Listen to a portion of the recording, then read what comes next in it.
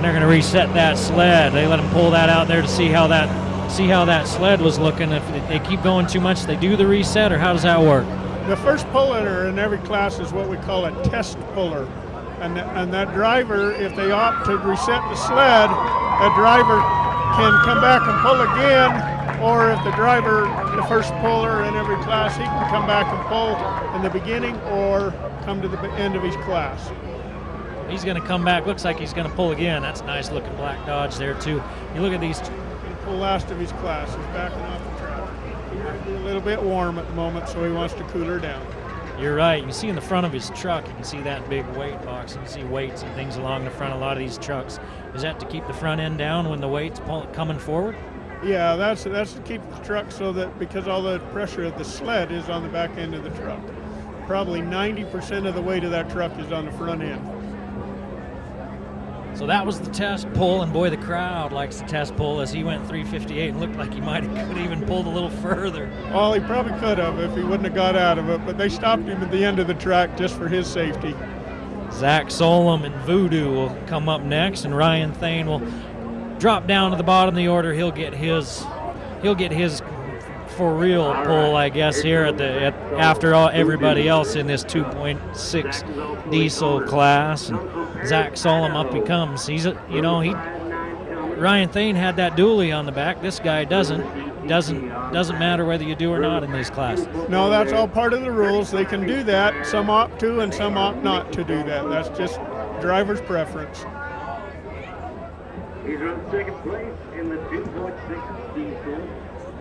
Well, in Montpelier in 2009. His sponsors hook him up, get him ready to go. Zach Solom in Voodoo getting ready to do that Voodoo that he does so well. Or at least he hopes this time. I like black, but I like red too. How's that? Maybe I can get one of each. Well, that'd be your choice, wouldn't it? I get somebody to loan me some money. You got any money? Okay. A Moonlight sticker on the front of him must be sponsored by him. We went to see them, get his work done.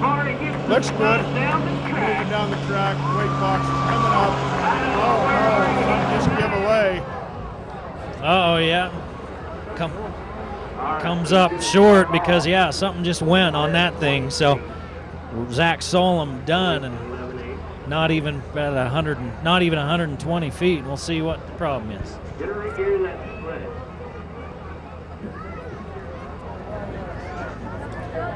Well, they're going to adjust that sled again. We thought it sounded like maybe something broke on that truck, but the sled, maybe they got that ratcheted down a little too much because it looked like they were adjusting it. Yeah, they might have got it just a little bit tight so that it come up a little harder and faster. It's all a guessing game in there. There's no rules, no regulations, no book to teach us how to do it. So we'll probably see Ryan Thane and Zach Solom again at the bottom of this. We will if that was the case. The final, yeah. Justin Archibald up next. He'll hook his Dodge up again. It seems like Dodge the preferred truck at this pole tonight. Seen a few Chevys and a few GMCs, not many Fords, but Dodge seems to be what the pullers tonight are driving. No name for Justin Archibald's truck, at least not one that we've got. But we've seen some interesting names, and I'm waiting to see the last one in this class, Disaster Waiting to Happen. That's quite the name. Those disasters could be. Let's hope not. Keep our fingers crossed for the driver. Justin Archibald wraps it up.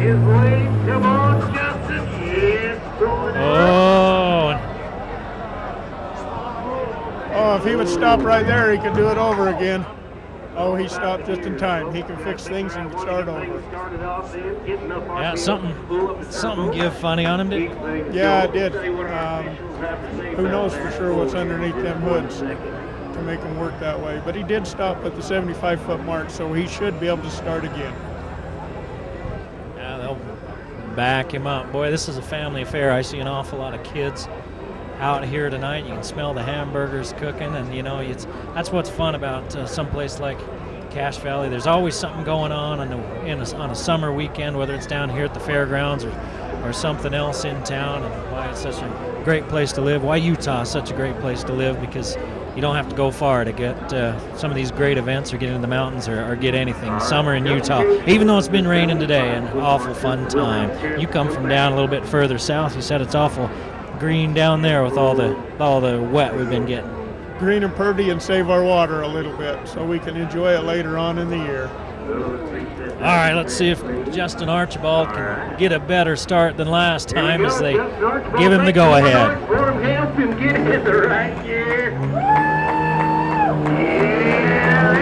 That's the right gear. He's moving it out. That's what 75 feet gets you. A little bit of forethought. Well, he's still bogged down just shy of 150.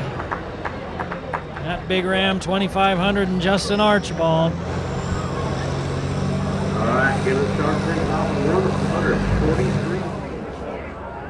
And Caleb Wax is coming, and he's going to have Dave driving for him. All right, here's a little bit different look. An older GMC with the flatbed. Yeah, we're going to see. It kind of looks like it's an older truck, flatbed. Might have Cummins in it as far as I can see, too. Dave Hales has got a big old, looks like he's got an exhaust coming right out the hood.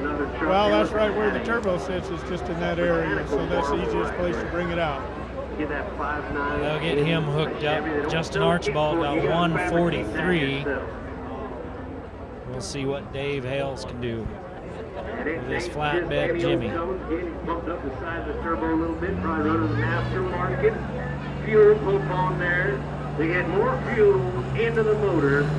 Bigger turbo to get more air. There you go, Jimmy coming. Took him a minute, yeah, a little too high. Too high of a gear on that. He's not going to go very good unless he get it built up. He's got a lot of clutch burning down there, and he stopped right in front of us. Well, he didn't decide to stop and go back either before 75, so he's gonna stop. Oh, it's probably about 120 feet, so 116 actually, and that's where Dave Hales will stop. Well, this looks like Win Hunsaker backing up next. Another Dodge, big white one, getting ready to pull, and right now 143 is the distance to beat. They're getting about right in front of us, and then that's about as far as anybody's getting. Well, that must be how they set up this little bit too, to keep them all competitive. And that might be the best strat for all of them, to save their trucks a little bit too.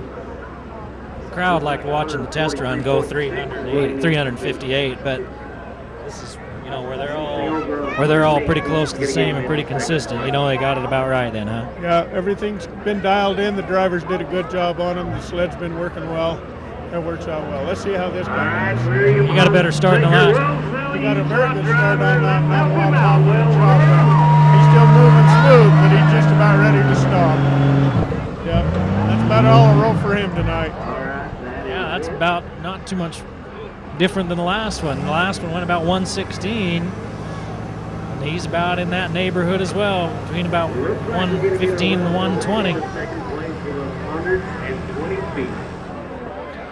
James Hocker up next. We got another dually still to come. We got the 2.8 diesel and the 3.2 diesel. Only a couple of drivers in those classifications, though.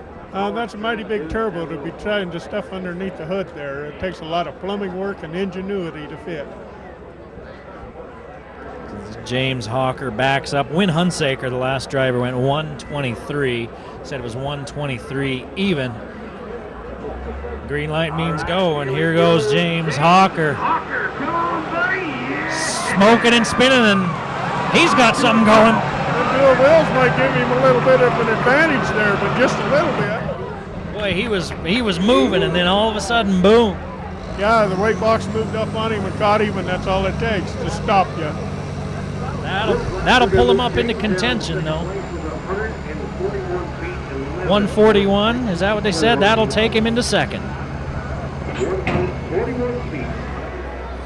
you guys with the United Truck and Tractor Pullers, you made that sled, from the ground up. We talked about that. I'm still fascinated by that, but kind of fascinated by the physics and how that all works. You see some, like the horse pulls, and they just start with dead weight and off they go, but